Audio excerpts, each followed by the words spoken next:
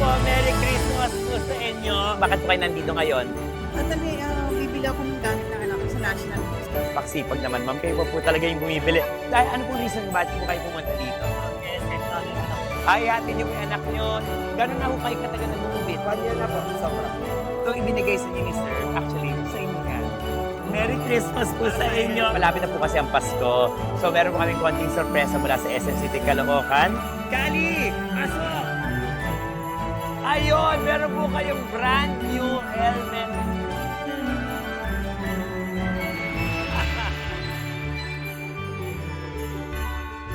Nakakagulat naman. Mula po sa SM City Caloocan, maligayang Pasko. Ayan! Thank you po. Salamat po. Meron po kayong food voucher. Meron po kayong bagong helmet mula sa SM. Congratulations! Meron kang brand new helmet. Christmas po! Merry Christmas po!